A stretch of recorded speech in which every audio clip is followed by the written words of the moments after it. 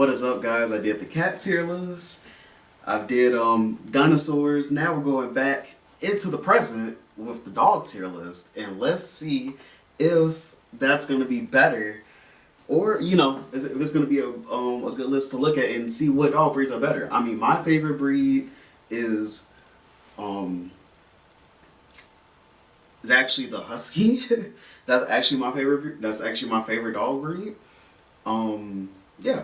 So let's get into it. Also, subscribe to the channel. I want to get 1,000 subscribers by Valentine's Day, guys. And yeah, let's get into it. Also, you can always put videos that you want me to react to in the comment section. And yeah, so let's get into it and play. Audible. Play of the game.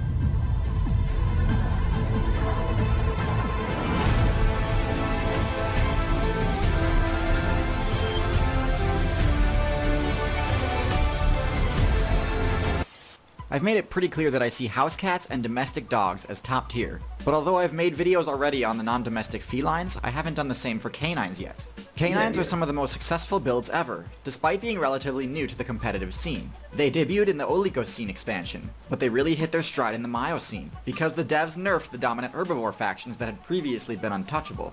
Canines had great matchups against the new, less tanky herbivores like deer, cows, and horses, and so canines were able to expand from North America and become a part of the meta on every single server other than Antarctica. But enough about the patch notes, let's get back to present day. All canines may seem similar, and they are, but there are some awesome, unique attributes and abilities that are worth discussing, as well as some misconceptions worth dispelling. So without further ado, let's get into it. So one of the key components to a successful canine build is team play. Hunting in packs and having a defined social structure turns what normally would be a pretty average build into a truly dominant one. And so the dogs that are the lowest on the tier list are of course going to be the ones that don't do this or do this poorly. At the bottom of the tier list we have the maned wolf. Now it's hard to look at this build and not... So I didn't know that they mean... I didn't know that that's what they meant like by the dog tier list. I thought it was going to be like, like domestic dog tier list or whatever. So... if we're talking about like just like all dogs, then yeah, I feel like that wolves are definitely at the top because of the pack ability that they have, and like their intelligence is really really high. So I would assume that they would probably be up top, or hyenas. Not think, wow, that's really cool. The maned wolf is the tallest canine in the current expansion, which gives it a bonus against stealth because it can see over tall grass. It's also the only one with a mane, a rare attribute that's usually only seen on lions and horses. And while manes do provide some protection against critical hits, it doesn't do much else. The maned wolf is also the biggest outlier of the dog faction in that it has a completely solitary playstyle. As a result, it doesn't have near the same PvP potential that the more social dogs do. Despite being the tallest of canines, it has to settle for hunting small targets. Since those aren't a very good source of XP, it actually has to make up for it by eating a lot of plants and fruit. It's good that it's omnivorous, as being able to function as a scavenger is great. But there's no ignoring that this build could have a much higher potential if it utilized team strats. One step up on this list and we have the coyote, or for the non-American players, the jackal. A build that honestly just needs a slight buff in order to be really strong, but at the moment isn't in the greatest spot in the meta. Even with solid team plays, coyotes just don't do enough damage to score eliminations on targets that aren't already super weak. For example, in this clip here, we can see a team of coyotes diving on this low-level deer player, but they're actually unable to get the pick before the rest of the deer team rallies and chases them off. If coyotes were to spec into some longer, more dagger-like teeth, I could see them being better suited for this, but for now, they just aren't threatening enough. They tend to have equal or possibly favorable matchups against lynx and bobcat players, but lose hard against cougars.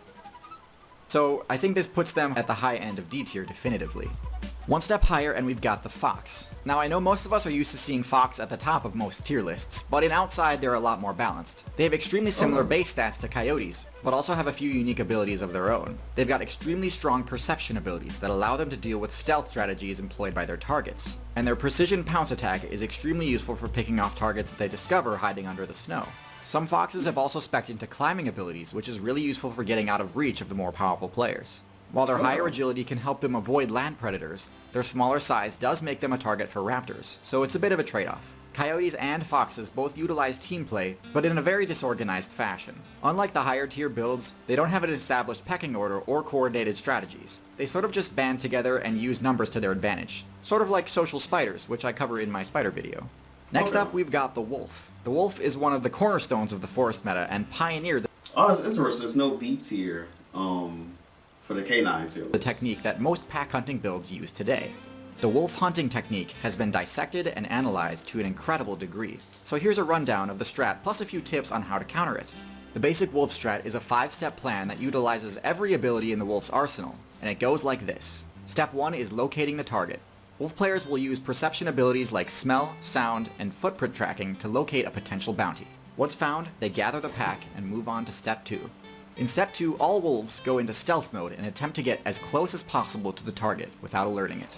Once the target detects them, they move on to Step 3. Step 3 is the defining moment in the hunt, and the success depends on what the target does here. Once the target detects the wolves, it can either charge, stand, or flee. The wolves will only proceed to Step 4 once the target flees. If the target chooses to stand its ground, the wolves must use intimidation abilities like growling and barking in order to reduce the target's resolve. If the intimidation succeeds and the target flees, Step 4 is triggered. Step 4 pits the mobility stat of the target against the mobility stat of the wolves. This step is also when the wolves will attempt to isolate the target player from their group if they're in one. If the wolves manage to catch up to the target, the final step begins. Step 5 is the actual attack. Wolves rely on their bite move to inflict damage, and the size of their target determines where they'll try to land a hit. Against midweights, wolves will go for a crit by attacking the throat. If this succeeds, it should result in a one-shot kill. Against heavies, they actually won't go for a crit at all, because heavies can one-shot wolves if they aren't careful. Going for a crit puts them in range of an attack, so usually wolves will opt to attack the hindquarters since it's safer. Since they can't crit by attacking the hindquarters, it generally takes 3 successful bites in order to deal enough damage to inflict the bleed status effect. This drains the target's stamina and health over time, eventually leading to a game over for them.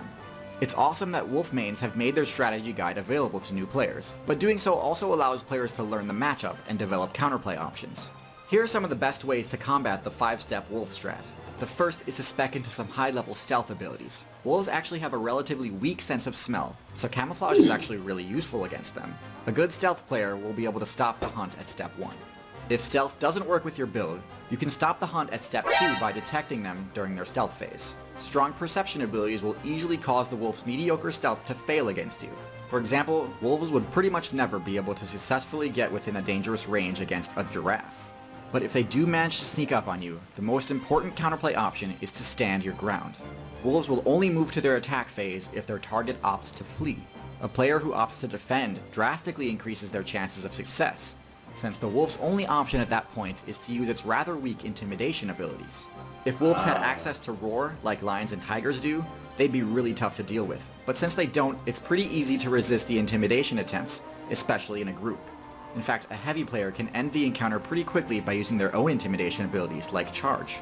So even though wolves do have a pretty solid offensive strategy, players with good fundamentals and matchup experience will be able to thwart their plans most of the time. And so wolves, much like birds of prey, function as the gatekeepers to the higher tier, and are placed solidly in A tier. The highest ranked canine build, other than domestic dogs of course, which I've already covered in another video, is the African Painted Hound. This build follows a very similar strategy to the wolf, but has stats and abilities much better suited for it. Its higher stealth allows it to get closer before being detected, and its higher speed reduces the chance that its target outruns it. Their sharper teeth deal more damage, and their highly sophisticated social structure is actually built around propping up the weaker members, rather than simply funneling the best loot to the highest ranking. I forgot about the African wild dogs. Those actually are pretty high tier in OP members.